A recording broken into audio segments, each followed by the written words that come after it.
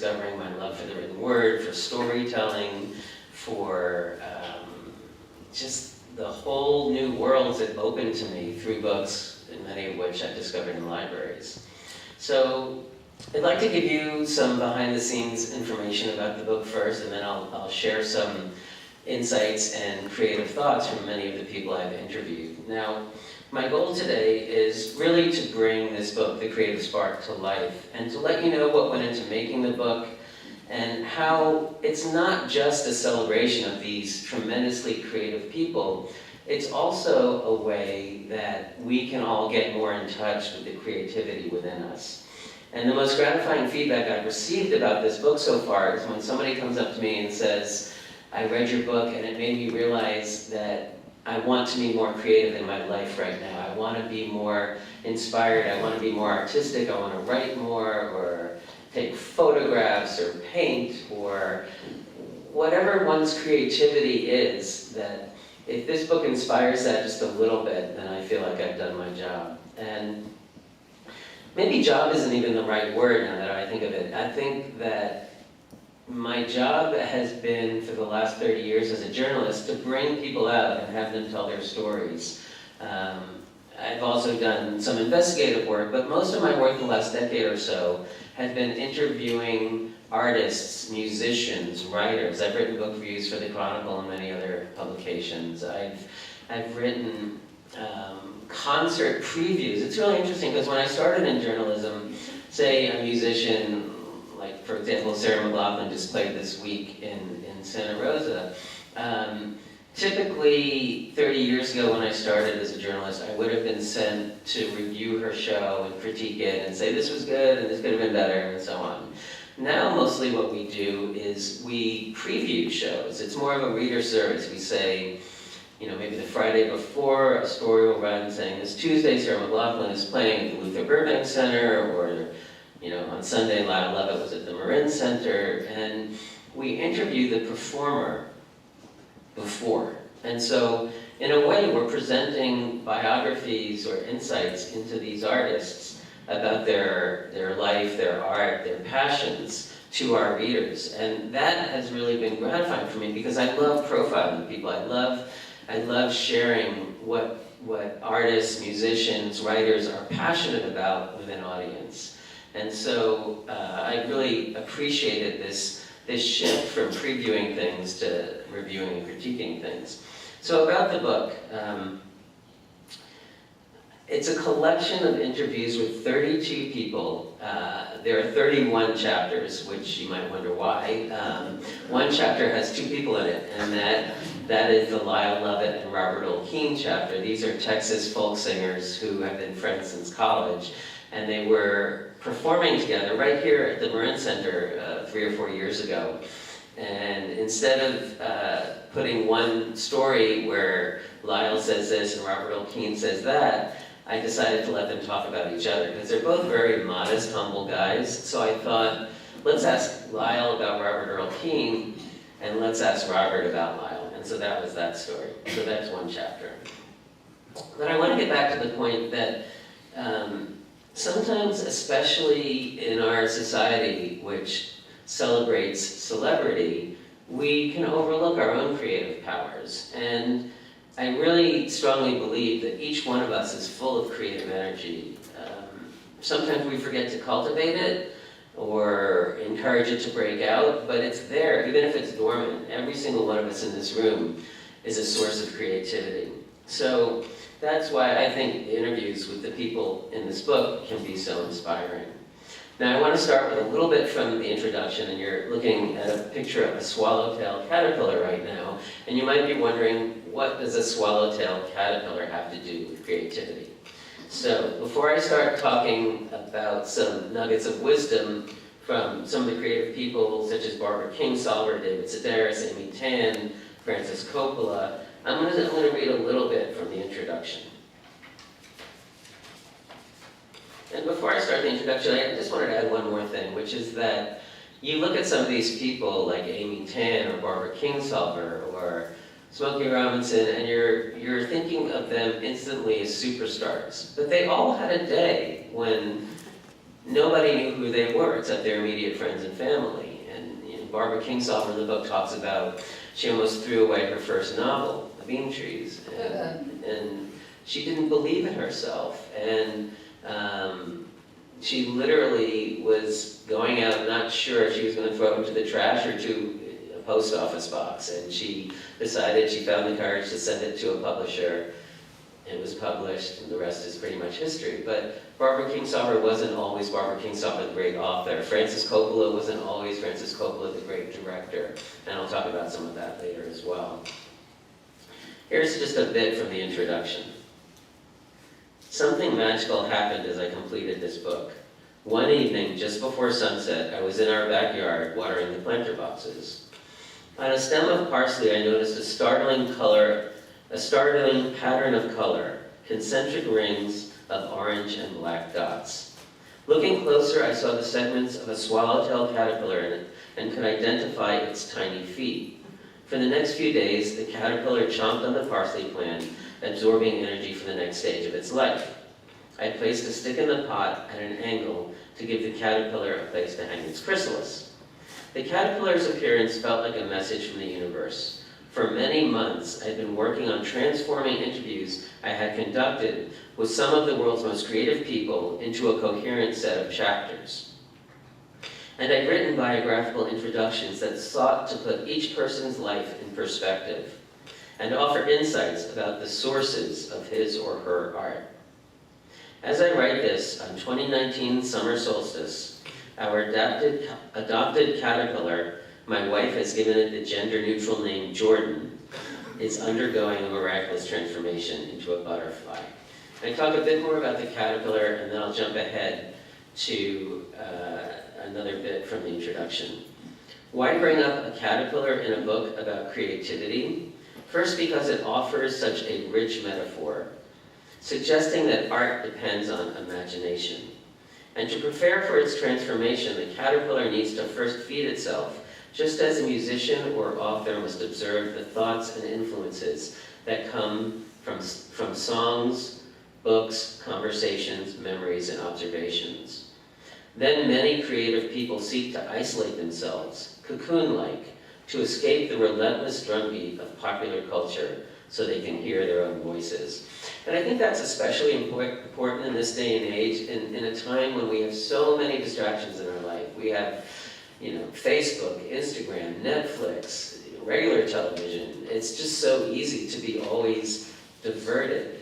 And there's a quote from a musician named Kinky Friedman I'll read later that speaks to the issue of distraction. He's another Texan, but not everybody in the book is a Texan. The next person I quote, Pico Iyer. How many of you are familiar with the author Pico Iyer? This is a good group, maybe half. Pico is a fascinating writer. He has written a lot about travel. He also writes about stillness. He had a book called The Art of Stillness come out a few years ago, and he has a number of TED Talks about quieting down. So, what Pico told me was, quote, What I noticed at an early stage was that the writers I admire are living a long way from the world. The great originals are originals because they're living outside the received conversation, outside secondhand words and secondhand ideas, to some extent living in a space of their own, where they're able to hear their deeper self and come up with things completely outside the norm. I think that's why they really shake us. And just to jump ahead a bit of the introduction, of course seeking solitude to hear one's inner voice doesn't mean we should shut out those who came before us. As the Iowa folk singer Greg Brown says, quote, I feel links back to a time that not much is known about. Songs, poetry, whatever you want to call it, that urge, it just goes way, way, way back there. And that's a good connection to feel to life. It's hard for me to imagine life without that. Now, Greg Brown is one of several people in this book that I'm betting the majority of the people who read the book or come to see me talk are not familiar with. Greg Brown is a gravelly baritone from Iowa, incredibly literate, we got into a conversation about James Joyce, and Greg's family has roots, one side of his family are Pentecostal preachers, and we were talking about Finnegan's Wake, and Greg said, oh, that's just James Joyce speaking in tongues. So it's really interesting. Some people think, oh, flyover states, those guys don't read. Well, quite the opposite with many people there. But Greg is more of an under-the-radar guy, and I really made a conscious effort to include people like Greg Brown and the Irish writer Dervla Murphy, who I'll mention later, in the book, because we have some superstar celebrities here, but we also have a lot of voices in our society that are well worth hearing that maybe aren't on, you're not going to hear Greg Brown on the radio that much unless you listen to KPFA or some alternative station like that. So I really did want to include some people who were not mega celebrities. To conclude this part of the introduction, I write, which takes us back to butterflies. As author Barbara Kingsolver notes, monarch butterflies that travel from Appalachia down to Mexico may live for just a few weeks. During a migration, one generation dies and the next is born, several times. That means a butterfly returning from Mexico to Kentucky could be the great-great-grandchild of the one that departed months before. And yet it returns to the exact same spot from which its ancestors departed. Scientists don't fully understand this phenomenon, but perhaps the butterfly's internal compass is cellular. To consider this in human terms, the knowledge, dreams, hopes, and prayers of our ancestors reside within us. And so I really like that metaphor. I didn't know what the theme of the introduction was going to be until I saw that caterpillar hanging on the vine, that one, and chomping on our little parsley plant in the backyard. Now, throughout the course of this book, I've taken interviews I've already done with people like Graham Nash, with people like Lucinda Williams, another folk singer that maybe not everybody knows, but is wonderful. And I didn't have the space in either the book or the original story for a magazine or a newspaper to include everything. So what I do typically for the newspaper is include the most germane parts of the story to what that person is doing at the time. What I really loved about doing this book is that I could go deeper. Not just that I could include more about their lives, about what they told me, but that we had space for depth. I mean, in a newspaper story, I might get 750 words, but in a chapter on, say, Lucinda Williams, I might have 3,000 words. And so the format of the book, because I want you to hear each of these creative people in their own voice, is Q&A. But I wasn't just going to throw a bunch of Q&A down and call that a chapter. What I was going to do was introduce each person through a short biography at the beginning of the chapter. So each chapter starts with 3 or 4 pages of biography, maybe 1,000 words about the person's life, and then it goes into the Q&A. And it's an edited Q&A. For the book, I really focused on the parts that were germane to creativity. More the timeless aspects of the interview, not as much what the person was doing at that moment, although there is quite a bit of that as well. Here's one, as I was saying, you might not know everybody in the book. Oh, what happened? Do you see that too? Let's make that go away. Hello. I think we can handle this. Yeah. Great. Thanks. That's my tech support and my wife back there. Wait. I told her she's come to almost every talk I've given. I told her she didn't have to come today, that she could work, and she said, you might need tech support. And I was like, no, Dave and I got this, it's just a thumb drive, but she was right. Anyway, I've prepared, since this is a book about interviews, I've prepared a short interview with myself based on some of the questions that people have asked me about the book at these talks and elsewhere. So it's just 3 or 4 questions, and I think I'm actually quite prepared for it. So why did I choose the people in this book? Ultimately, these are people who inspire me, whether they're globally famous or under the radar, like Dave Allen here. And And I really, there were interviews with other people. I have, this is really the best of my last dozen years or so, 12 years of interviews. But there were so many others. I mean, if I had 600 pages, I could have put another 20 interviews into the book. Nobody wants to read a 600-page book. So we kept it tight to really the best of the best. But that doesn't necessarily mean there's no objective measuring stick for what is the best. These are the people who I felt were most inspiring to me, and hopefully they will be inspiring to you as well. Is there a common theme in the book, of those profiled in the book? I'd say each person is distinct and has charted her or his own course, but I would say they all value originality, and they're pioneering and insatiably curious. Every one of these people in this book has continued to be creative, even into their later years. I had the chance to interview Joan Rivers. She was working incessantly, pretty much until the day she passed away. And other people have said, would you say these people are a roadmap for how all of us can be creative? And I would say the word roadmap made me hesitate, because I would never say, do exactly what Merle Haggard did, do exactly what Joan Rivers did. Each life is an individual endeavor. Do create your own path, follow your own muse, do what makes you happy or fulfilled or excited or passionate. And so I think I love when somebody says these interviews inspire me to be more creative, but I wouldn't say that anybody's path is really a roadmap for anybody else. Merle Haggard here, I just had to talk about Merle. He is not a man of many words. He was not a man of many words. He's an incredibly talented songwriter. It's funny because one of his most popular songs was called Okie from Muskogee, but he's a Californian. I mean, his family came from Oklahoma when he was very young, but he grew up around Bakersfield, and he really is one of the quintessential California songwriters. But not the easiest interview. I interviewed him in 2010. He had just come out with an album called I Am What I Am.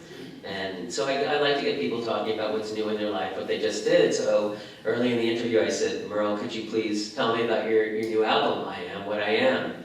And he just paused and hesitated and thought and cleared his throat and he just said, it is what it is. So, there's not a lot of places you can go from there. I mean, I always prepare questions. People sometimes ask me how I prepare. If it's a musician, I immerse myself in their music. I read interviews with them. The web is an incredible resource, so I can read 20 interviews with Merle Haggard conducted by newspapers or magazines or on YouTube or whatever. Although he really didn't love to do a lot of interviews. There is an interesting New Yorker profile of him from when he was in middle age.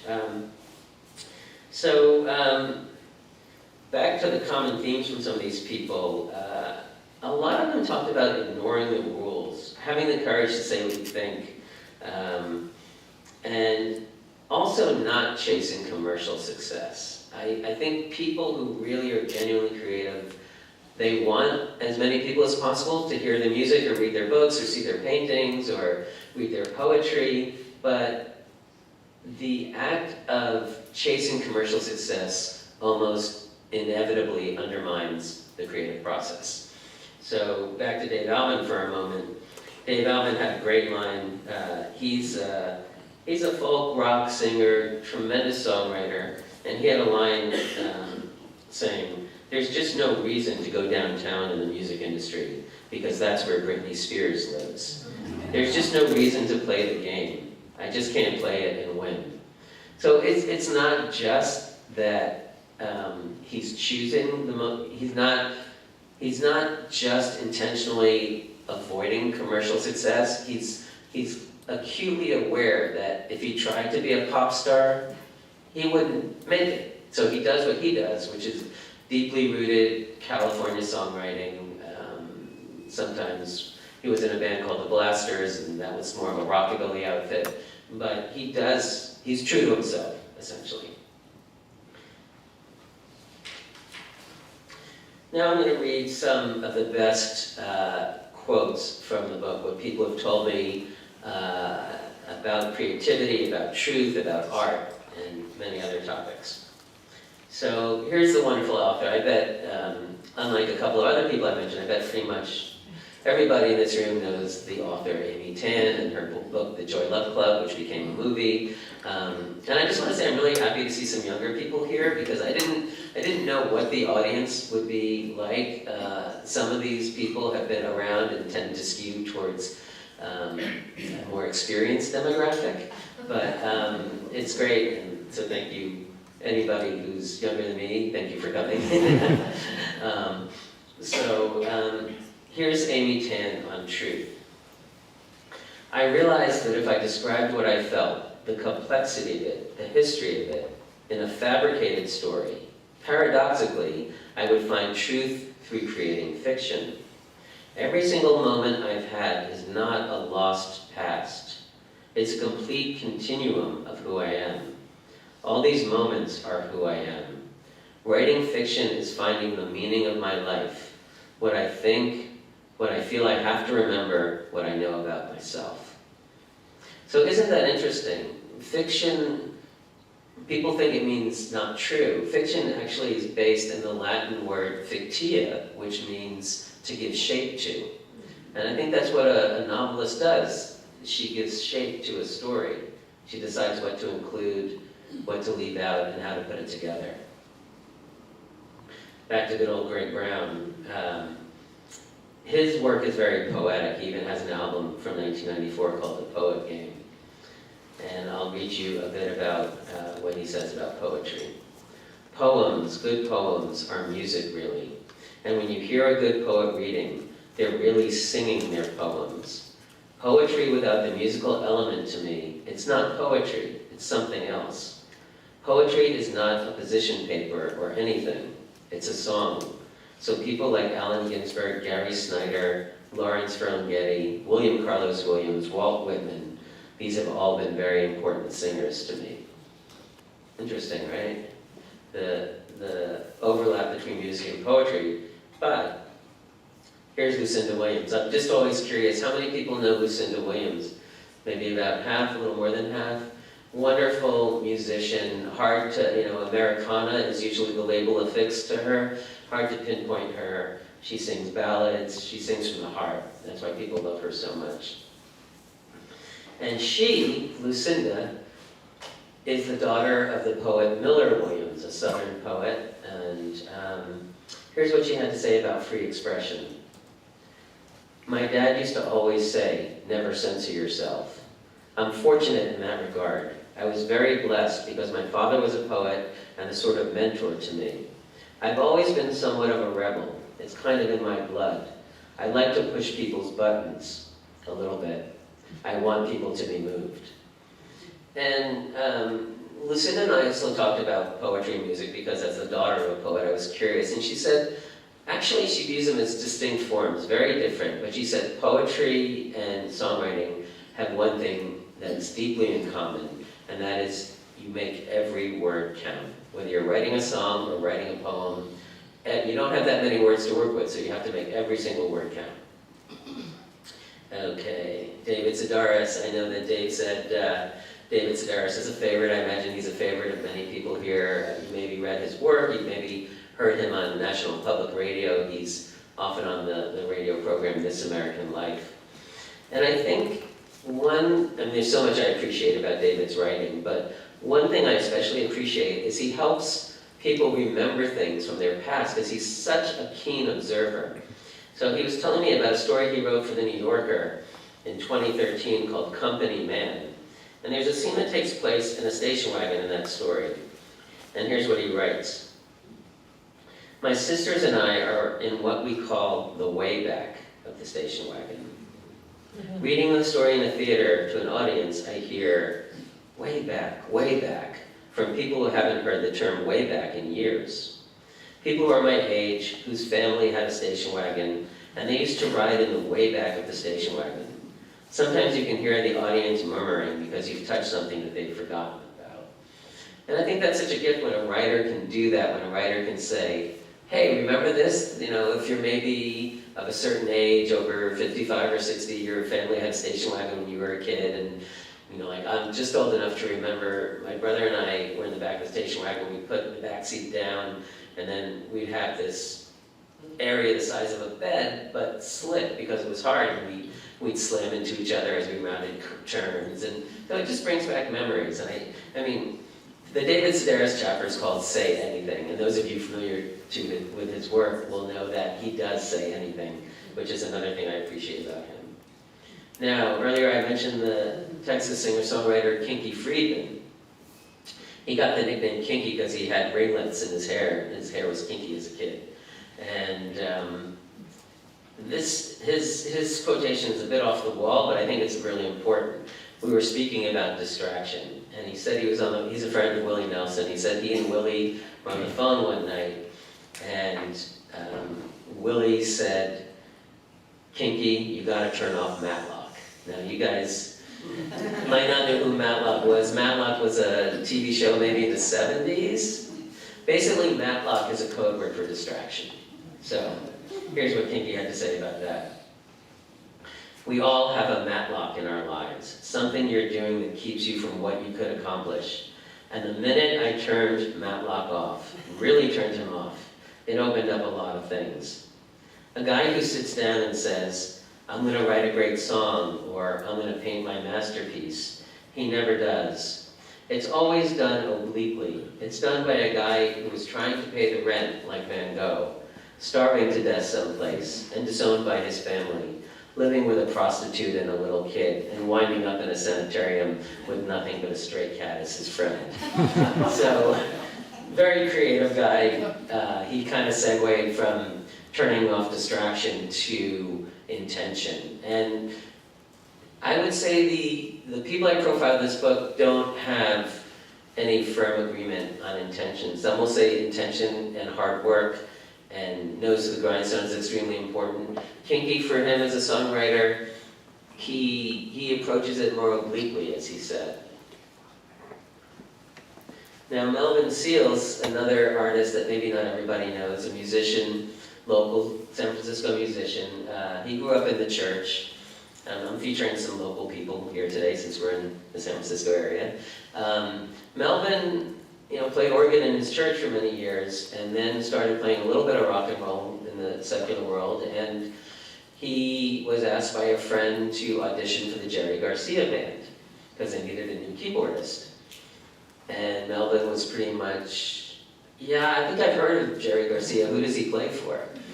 So Melvin at the time didn't know anything really about the Grateful Dead. This was Jerry's side project. It was not playing keyboard for the Grateful Dead. It was for the Jerry Garcia band, which was Jerry's side project. And Melvin walked into the rehearsal space, which was right near here in San Rafael, Front Street in San Rafael. And the 6 members of the band were there, or the 5, and he met Jerry and John Kahn, and they're all shaking hands, and then they played 3 songs, Melvin told me, and then Melvin turned to Jerry and he said, "Hey man, you're a pretty good guitarist." And everybody was just cracking up. He didn't really get the joke at the time. He's like, "What's so funny?"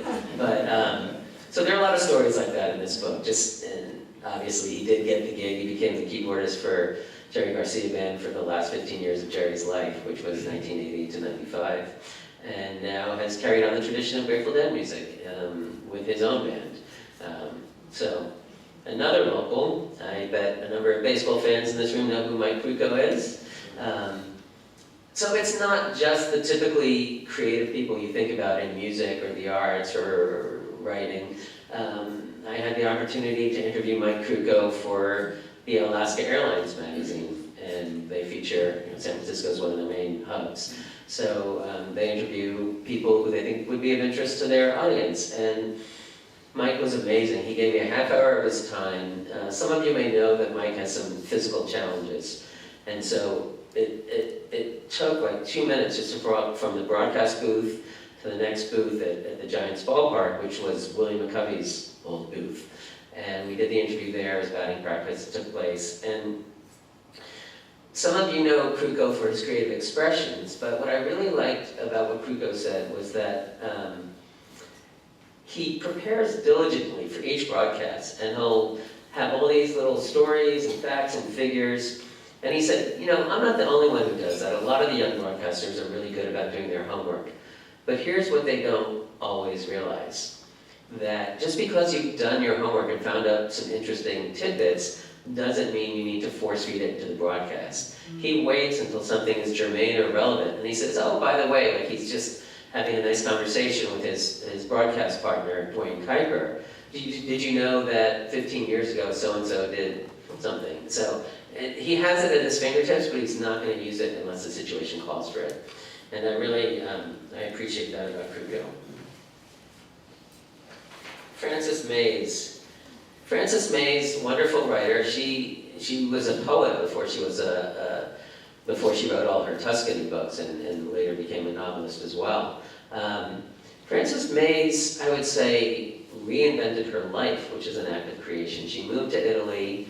She and her husband Ed bought this house in Tuscany, and that was a creative act, to take this rundown, crumbling house in the Tuscan hills and rebuild it, basically, remodel it.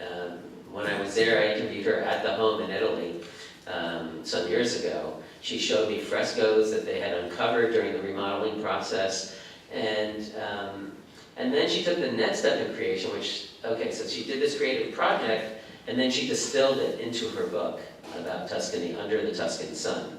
Her latest work is called Women in Sunlight, and it's about several women who are headed for an assisted living facility, and they say, screw it, we're going to go to Italy and live there. And so it's a fun topic, and that just came out maybe 2 years ago. That's Frances. Ian Anderson, the frontman of Jethro Tull. I imagine many of you know Jethro Tull. Is anybody unfamiliar with the band Jethro Tull? It's fine if you are. Okay. Jethro Tull is a band that came up in the late 60s when a lot of other bands burst onto the scene in London and Britain. He's been around for 50-some years, and he talks about how he took up the flute, because the flute was not really a rock and roll instrument at that time. So here's Ian Anderson. We were always thinking about a point of difference. You've got to have something that sets you apart from everybody else if you're going to sell fish or breakfast cereal or even music. Without having studied marketing or commerce as a youngster, I inherently knew that there was not much point in being another, probably very second-rate guitar player in the face of such overwhelming competition from Eric Clapton and Jeff Beck and Jimi Hendrix and Jimmy Page. I looked around for something different to do, and the flute just happened to catch my eye in a shop window. I thought, well, I'll give it a go. It's not like a cello or a tuba that I have to carry around. It more or less slips into my pocket, so I decided to get a flute. Now, he might be oversimplifying it a little bit, but really interesting how he consciously thought, I want a creative life, and I'm not going to measure up to Clapton or Hendrix or Jimmy Page. So what can I do? How can we be different? And I think Jethro Tull was very different, not just because of the flute, but because Jethro Tull incorporated a lot of classical influences into rock, which was something adopted later by some other bands. I'm thinking of Yes or Genesis, that whole progressive rock movement of the 70s. But Ian Anderson really was a pioneer with Jethro Tull. So we're coming to the home stretch here. I like this writer, Dervla Murphy. She's a very intrepid travel writer. When she was around 30, she had to care for her mother since she was in her late teens, and so she couldn't travel much for her early adulthood. And her mother passed when she was about 30. It was the dead of winter. She got on her bike and just started going. Seriously, she left Ireland, she took a ferry across, rode across Europe, rode across Iran, Afghanistan. You know, she was chased by wolves, literally. She was chased by men with guns. She was chased by men who might have been rapists. And she outrode them all. And really, I mean, I gotta say, even more, if you'll excuse me, even more badass is in the 60s, she wanted a daughter but not a husband. She wanted a child but not a husband. So she arranged to get pregnant, and in Catholic Ireland, southern rural Ireland, in the 1960s, she had a daughter. Anyway, quick comment about solitude, which can be really important in the creative process, from Dervin Murphy. I come back with lots and lots of notes, far more than I can ever use. Then I lock the gates and settle down to work. She literally lives in a house with gates. It used to be the old market for this little town in Southern Ireland called Lismore. So she has these big wrought iron gates, and she can lock them, and she does.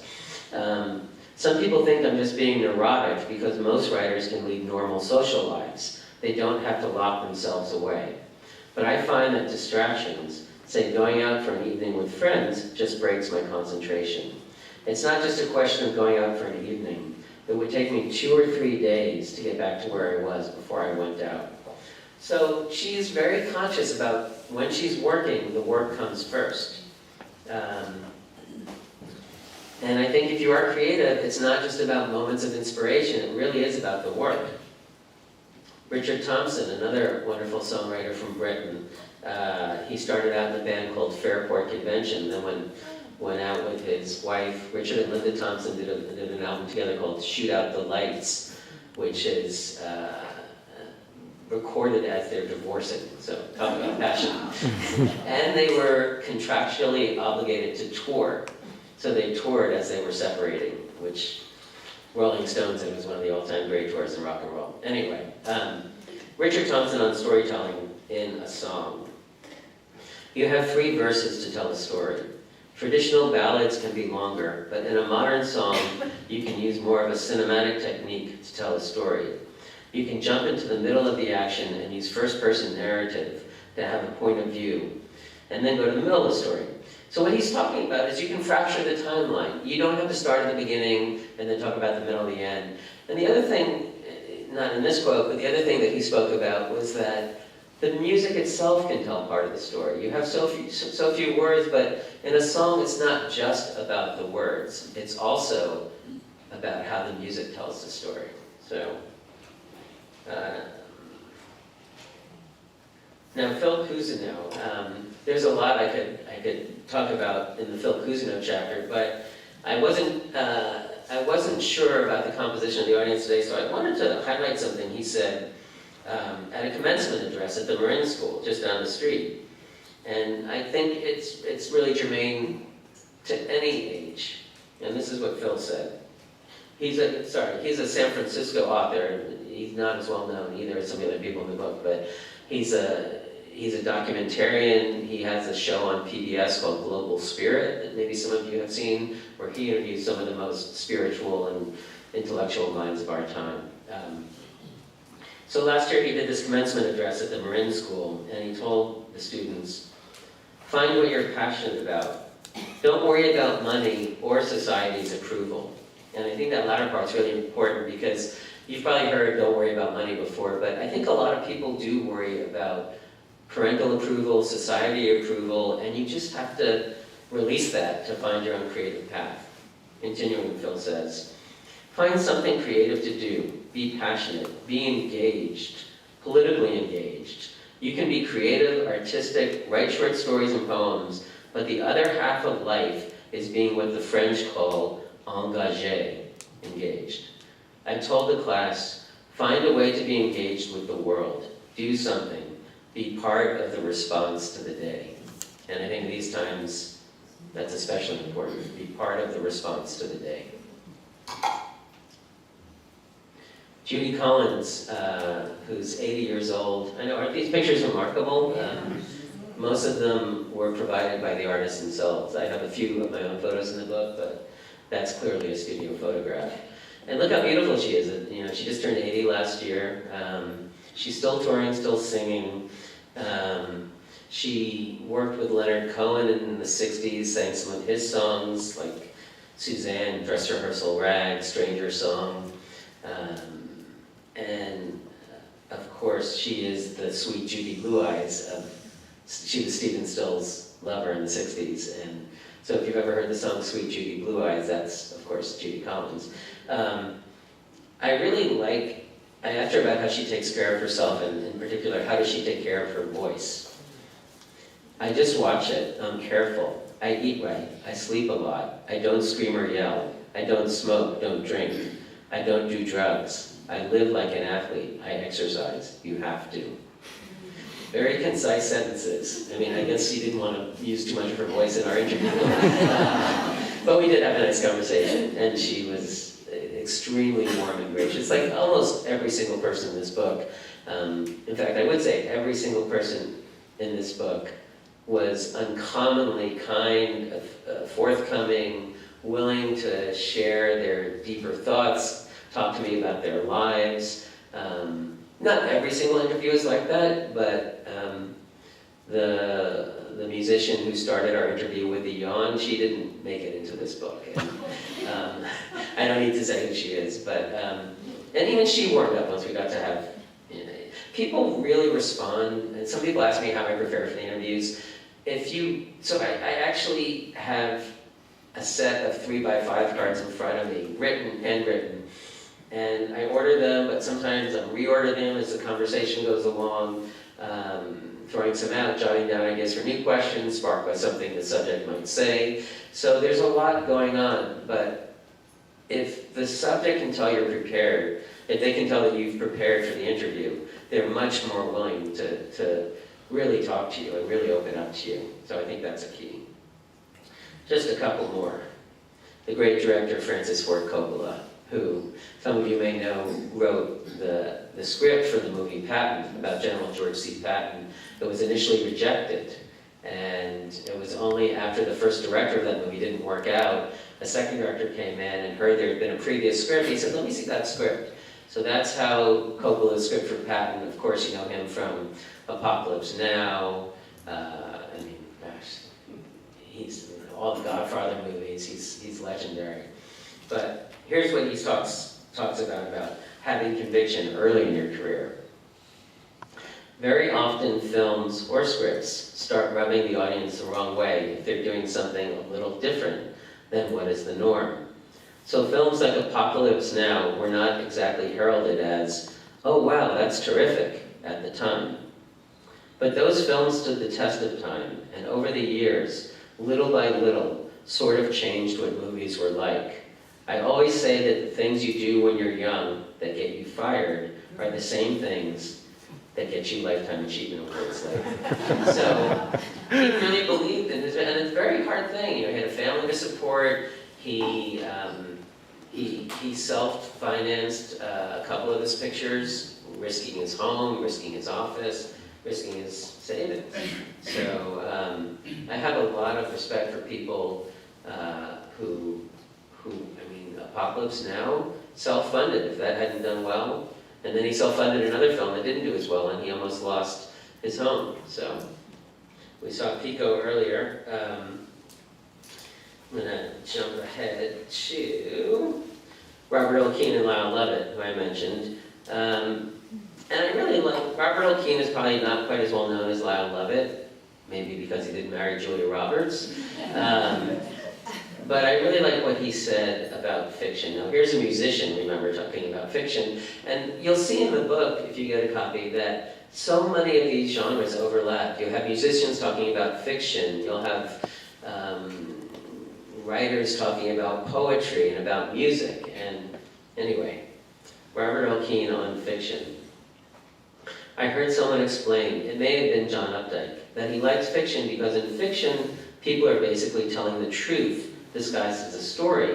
And in nonfiction, people are trying to make a story out of something that might not be story-worthy. So they have to lie a little bit. I love fiction because you're able to create these characters that can really tell the truth. So, again, truth doesn't depend on facts necessarily, especially if you're writing a short story or a song. And I think that's what this quote gets at. Lyle Lovett on songwriting. You think about everything that you've ever learned when you're trying to write a song. You try to trick yourself into writing something good any way you can. You start with the lead and see what happens. Songs are slippery. Writing songs is the hardest part of everything. A song is a place where you can get away with telling the truth in an unvarnished way. So again, it's song as a vehicle for truth. And I like what he says about he doesn't really know where he's going when he starts. He's just like, this is my starting point, and I'm gonna go from here and see where it leads. So it's an exploration, really, in a way. I mentioned Joan Rivers earlier, and many of you know her as quite a caustic comedian, but what a heart of gold she had.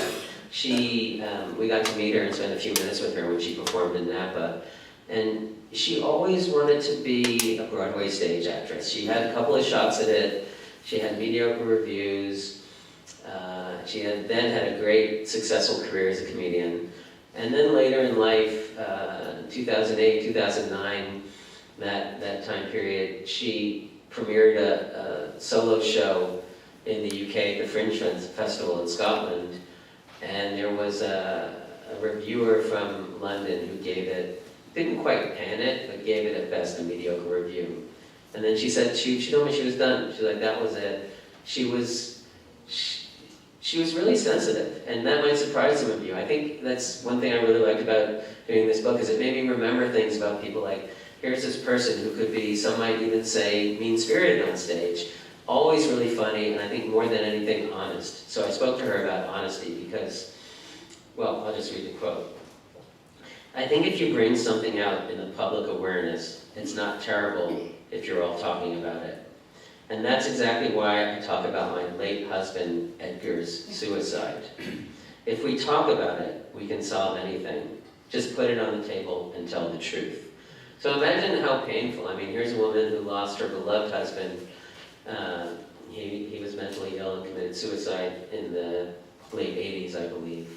And she's gone on and been a spokesperson for mental health and getting treatment and asking for help.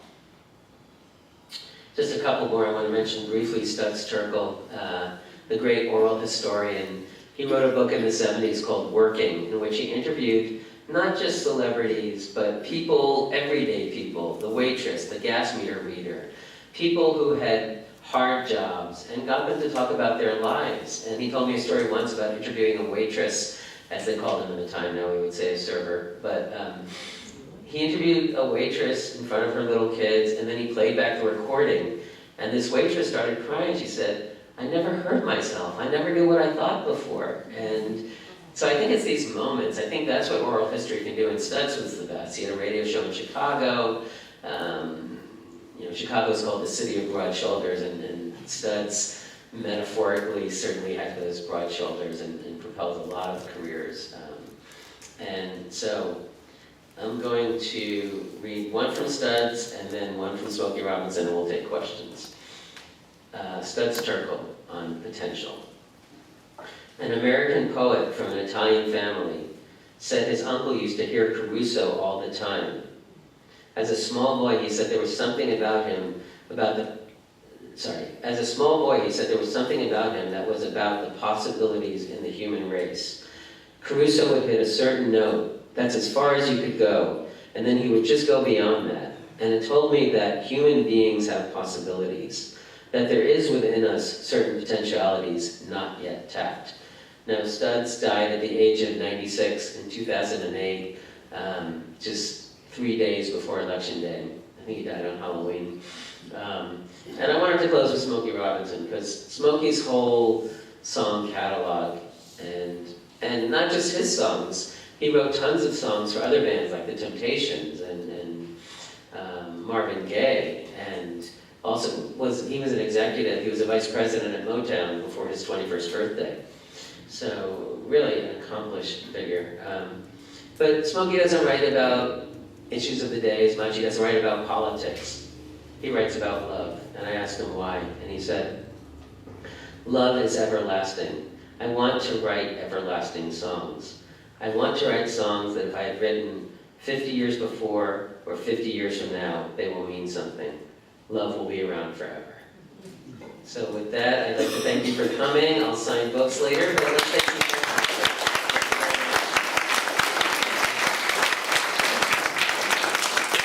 Thank you very much. Let's start right here. Yeah. Yeah, thank you very much.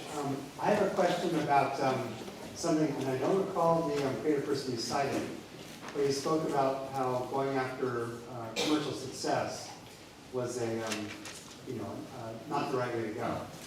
I'm paraphrasing here, and you can correct me if I say Sure, that no, you're wrong. right, yeah. My That's question right. is this: have you ever interviewed people like I'm thinking of?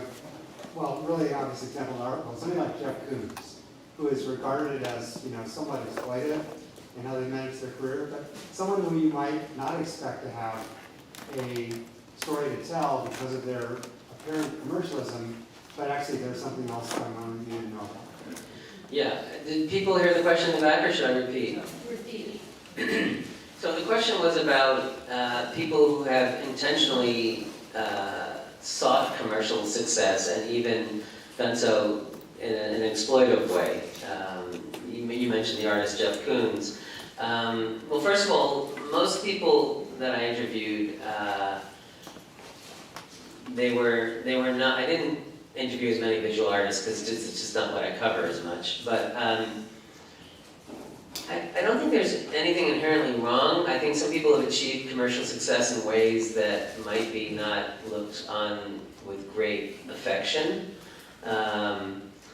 But I haven't personally found that in the people I've interviewed. Some of them have had tremendous commercial success, like Smokey, but they've always been, as far as I can see, doing it in a way that is uplifting and not in a way that has exploited other people. I'm sure some people have, and I might not know about it, but that didn't really get into the interviews so much. Interesting question, though. Yes? Are you familiar with the work of Nardwar? He's a musician interviewer. He's been doing it since the 90s. What's his name? Nardwar? Nardwar? No, I don't know his work.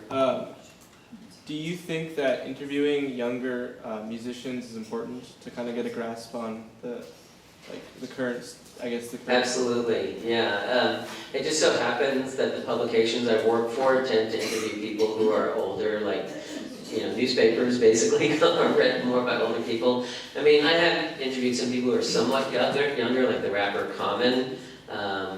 I would have loved to have put that in the book. He only had 15 minutes, so I didn't really have enough for a chapter in the book, but Common was great to talk to. But I mean, if you look at when people really make their mark, whether in music or writing, a lot of times people's most creative time in life is when they're younger. I mean, people keep touring and they keep creating, and I really like somebody like Graham Nash, who's in his 70s, is still creating new music, but if you look at their creative peak, I would say a lot of people hit their creative peak in their 20s, early 30s, even late teens sometimes. I mean,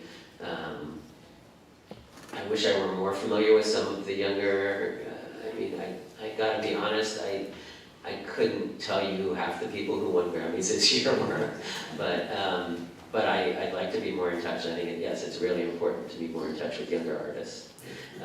Yes, in the back. Yeah. Two in the back, yeah. So it seems like your interviews have primarily been with people in the arts. Correct. My question is, if you were to think about creativity apart from the arts, other facets of human endeavor, Sure. who are some of the people you might want to interview, and what might you ask?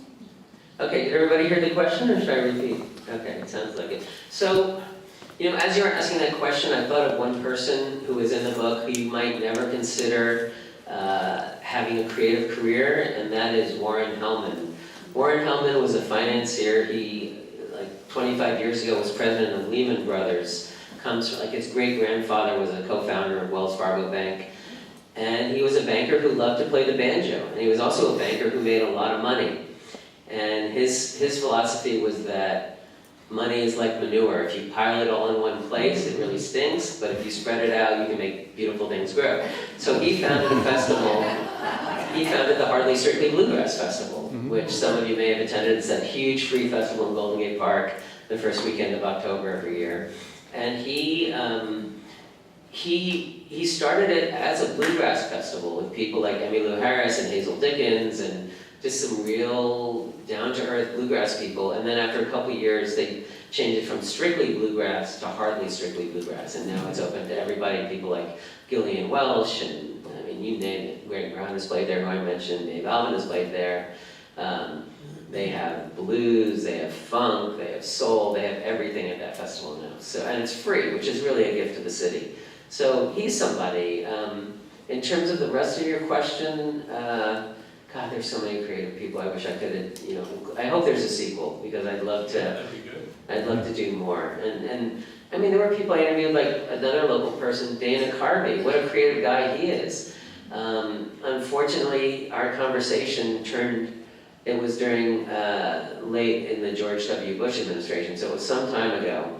And so it wasn't really timely, and it was also, it just wasn't enough about the I mean, he was really funny, but it wasn't enough about creativity to put in the book. So, so I really stuck with the people who spoke about creativity. I know there was another, yes, in the gold. So you interviewed a whole bunch of people and you picked the most inspiring ones.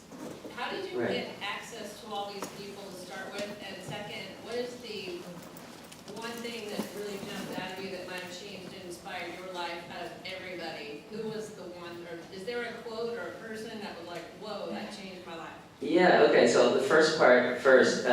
Typically the process is I get assigned by a newspaper or magazine to write about somebody. So say, for example, Smokey Robinson was coming to play in Santa Rosa, the Press Democrat up in Sonoma County wanted a story. So they assign me the story, then I approach Smokey's people, I say, there's this concert coming up in 4 weeks, we'd love to interview Smokey, can you provide any time? Not always will they grant it. If the show is sold out, they have less incentive to do the interview, but somebody like Smokey was amazing. They only gave me 15 minutes. They said, would you be willing to talk to Smokey at 7:15 on a Friday morning? I'm like, I'd be willing to talk to Smokey at 4:15 on a Friday morning. Whenever Smokey wants to talk, I will be available. So they like that. And then, and I just have to share one anecdote from that at the end. I'm going to turn the question around a little bit. I asked Smokey what he was most proud of, and he said, you know what, Michael, this moment right now that a young guy like you wants to talk to me after 50 years in the business. So anyway, he's really good. He's really sweet. He made me feel great. The first thing that came to mind when you asked your question about what inspired me, there was something Phil Cousineau said about being creative every single day. He's like, create something, even if you just write a postcard, even if you just take a photograph that's creative. It's like do something creative every day and recognize that creativity is work. And you need, you can get that creative spark, but you need the bellows to take that spark from just the spark. I mean, we all have creative sparks that come at us, but cultivate them, nurture them, turn those creative sparks into fires. And so that really made an impact. We have time for a few more yet. Let's get somebody who hasn't asked a question yet.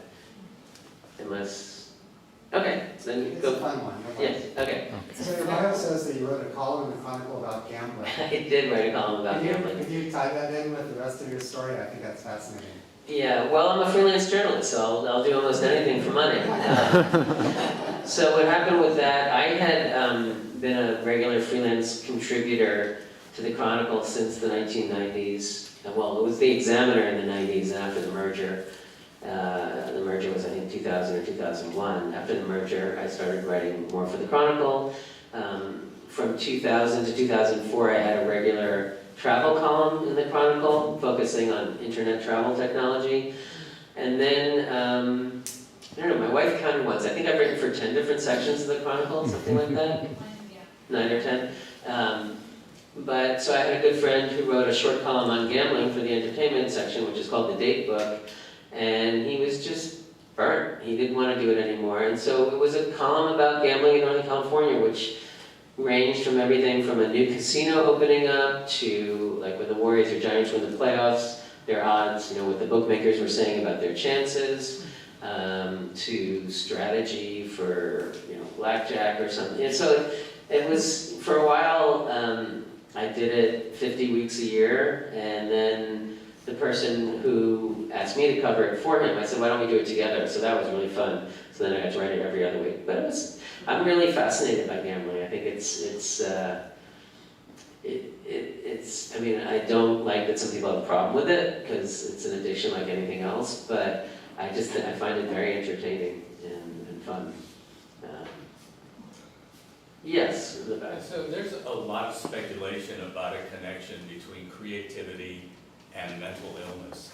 Are you familiar with that?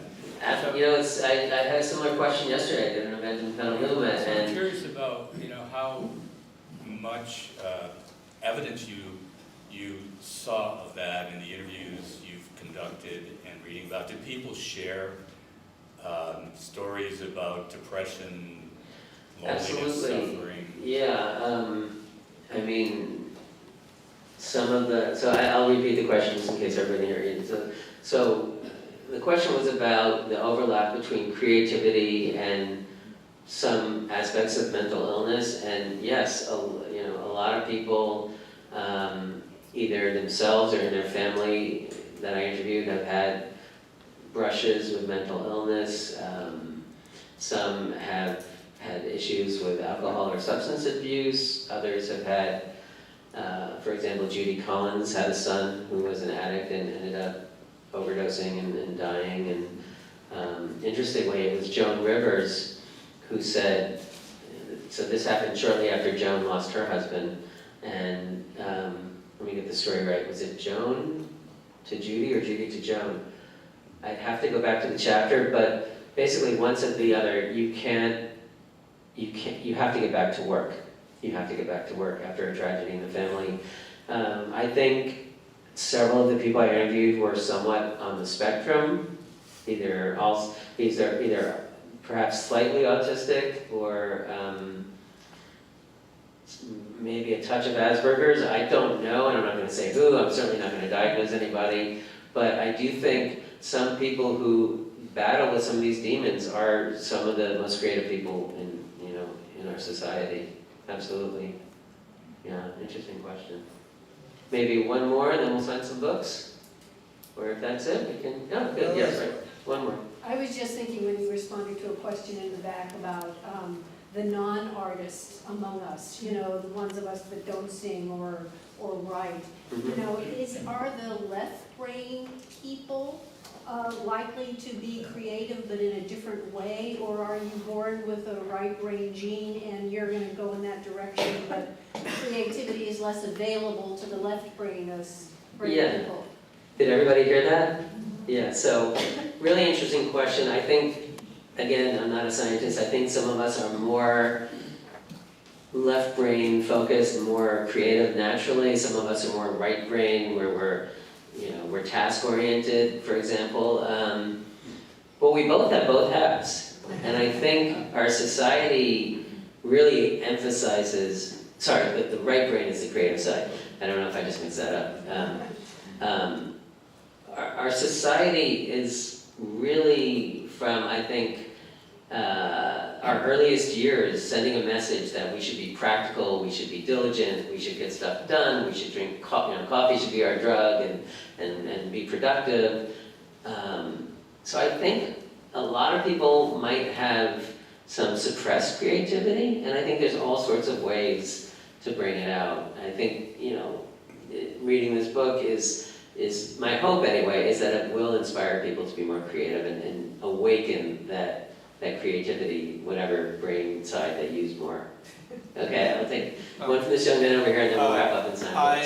So I'm a freshman here. Yeah. And I've declared my majors as, I'm doing 2 majors, one in fine arts and one in business administration.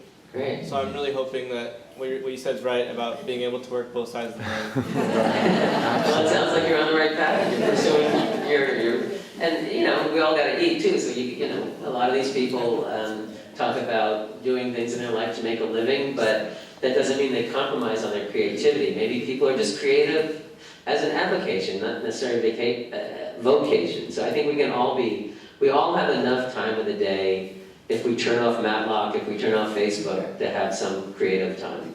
Thank you very much.